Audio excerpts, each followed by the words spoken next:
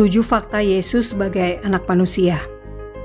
Bisakah Anda membayangkan bertemu dengan orang yang menyebut dirinya sendiri anak manusia saat berkomunikasi? Namun itulah yang Yesus lakukan saat berbicara menurut keempat Injil. Yesus menyebut dirinya anak manusia sebanyak 65 kali, selain berkata-kata menggunakan kata aku sebagai kata ganti orang pertama. Meski demikian, anak manusia bukan istilah remeh. Paling tidak ada 7 fakta penting yang patut kita semua ketahui tentang Yesus sebagai anak manusia. 1. Anak manusia dalam Alkitab Yahudi. Istilah anak manusia dalam Alkitab Perjanjian Lama atau Alkitab Yahudi digunakan untuk menyebut manusia biasa. Contohnya dalam Mazmur 8 ayat 4. Dan ketika Nabi Yehezkiel dipanggil oleh Tuhan, Tuhan menyebut Yehezkiel anak manusia untuk membedakan dengan makhluk-makhluk yang dilihat Yehezkiel. Istilah anak manusia yang berbeda makna muncul dalam Daniel 7 ayat 13. Saat Daniel melihat dalam penglihatan malam itu, tampak datang dengan awan-awan dari langit seorang seperti anak manusia. Kitab Daniel ditulis dalam bahasa Ibrani, tetapi khusus Daniel 2 hingga 7 ditulis dalam bahasa Aramaik. Kata yang digunakan untuk menulis anak manusia adalah Bar Enas, bukan Ben Adam, yang secara tradisi Yahudi merujuk pada manusia keturunan Adam. Anak manusia yang dilihat Daniel memang bukan manusia biasa, sebab anak manusia diberikan kuasa dan kemuliaan, kekuasaan sebagai raja atas segala bangsa, suku dan bahasa. Anak manusia akan memiliki kekuasaan yang kekal, tidak akan lenyap, dan kerajaannya tidak akan musnah. Daniel 7 ayat 14. Nubuatan Daniel inilah yang digenapi oleh Yesus Kristus. 2. Anak manusia berasal dari surga. Meski Yesus datang ke dunia melalui proses kelahiran alamiah dan menjadi seorang manusia, ketuhanan Yesus ditunjukkan melalui pengakuan tidak ada seorang pun yang telah naik ke surga selain daripada Dia yang telah turun dari surga, yaitu anak manusia. Yohanes 3 ayat 13. Kepastian Yesus berasal dari surga ini dinyatakan dengan memberikan janji kepada setiap orang yang percaya kepada Yesus akan beroleh hidup yang kekal. Yohanes 3 ayat 15. Saudara, janji hidup yang kekal hanya bisa diberikan oleh Tuhan, Sang Pencipta manusia itu sendiri. 3. Anak manusia pembawa misi keselamatan. Berulang-ulang Yesus berkata kepada murid-murid tentang apa yang akan terjadi atas dirinya sebelum murid-murid melihat penyaliban Yesus. Yesus berkata, "Karena anak manusia datang untuk menyelamatkan yang hilang." Misi penyelamatan ini hanya bisa terjadi jika ada korban tebusan bagi banyak orang, sesuai aturan hukum Taurat.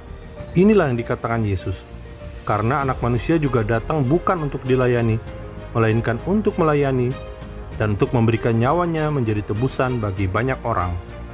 Secara khusus Yesus mengatakan anak manusia akan mati dan bangkit kembali. Ia berkata kepada mereka, anak manusia akan diserahkan ke dalam tangan manusia dan mereka akan membunuh dia.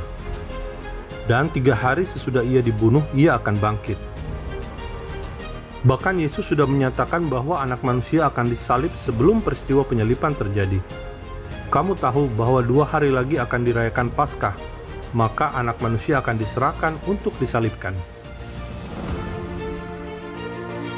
4. Anak manusia akan datang kembali. Kedatangan anak manusia kedua kali sudah dideklarasikan oleh Yesus saat masih berada di dunia. Yesus menyatakan saat kedatangannya itu, keadaan manusia seperti keadaan zaman Nuh. Pada zaman Nuh, bumi telah rusak di hadapan Allah dan penuh dengan kekerasan. Demikian pula saat kedatangan Yesus yang kedua kali. Bahkan Yesus berkata, dunia akan membenci pengikut Yesus. Lukas 6 ayat 22. Berbahagialah kamu jika karena anak manusia orang membenci kamu. Meski Yesus menyatakan akan datang kembali untuk kedua kali, namun Yesus tidak memberitahukan kapan waktu kedatangannya itu. Pada waktu itu akan tampak tanda anak manusia di langit, dan semua bangsa di bumi akan meratap, dan mereka akan melihat anak manusia itu datang di atas awan-awan di langit dengan segala kekuasaan dan kemuliaannya. 5. Anak manusia sebagai hakim akhir zaman. Meski menyebut dirinya sendiri sebagai anak manusia, otoritas Yesus mencakup kuasa untuk mengampuni dosa. Markus 2 ayat 10 tertulis, "Tetapi supaya kamu tahu bahwa di dunia ini anak manusia berkuasa mengampuni dosa." Karena anak manusia berkuasa mengampuni dosa, maka anak manusia berperan sebagai hakim akhir zaman. Yohanes menulis, "Dan ia telah memberikan kuasa kepadanya untuk menghakimi, karena ia adalah anak manusia." Sedangkan Matius menulis, "Sebab anak manusia akan datang dalam kemuliaan Bapanya, diiringi malaikat-malaikatnya. Pada waktu itu ia akan membalas setiap orang menurut perbuatannya."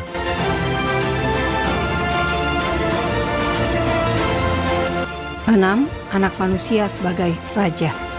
Saat berada di Pulau Patmos, Yohanes melihat sesungguhnya ada suatu awan putih, dan di atas awan itu duduk seorang seperti anak manusia dengan sebuah mahkota emas di atas kepalanya dan sebilah sabit tajam di tangannya.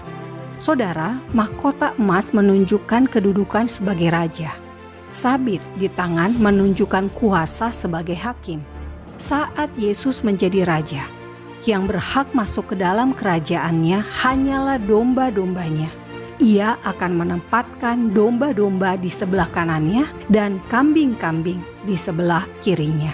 Yesus sebagai raja ditunjukkan pula melalui pengakuan Yesus yang akan duduk di sebelah kanan Allah Bapa.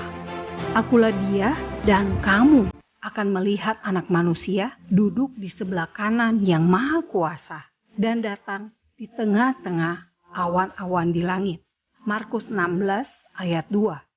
Ayat ini terkonfirmasi setelah Stefanus, martir pertama, melihat langit terbuka dan anak manusia berdiri di sebelah kanan Allah.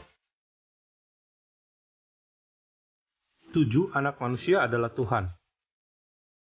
Deklarasi anak manusia sebagai Tuhan itu sendiri ditunjukkan melalui pernyataan dalam Lukas 6 ayat 5. Kata Yesus lagi kepada mereka, "Anak manusia adalah Tuhan atas hari Sabat."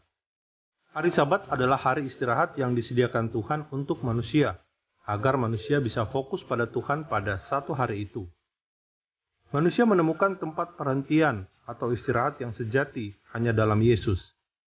Kedatangan Yesus ke dunia 2000 tahun yang lalu adalah untuk membawa orang percaya ke tempat perhentian sejati dan menyediakan istirahat sejati dalam mengarungi kehidupan ini bersama Yesus Kristus. Kedatangan Yesus sebagai anak manusia membuktikan Yesus adalah 100% Tuhan dan 100% manusia. Yesus, sang anak manusia, datang ke dunia untuk bersama-sama dengan manusia. Saudara, mari kita semangat menyambut Natal. Tetapi yang terpenting adalah kita semangat menyambut kedatangan Tuhan Yesus yang kedua kali.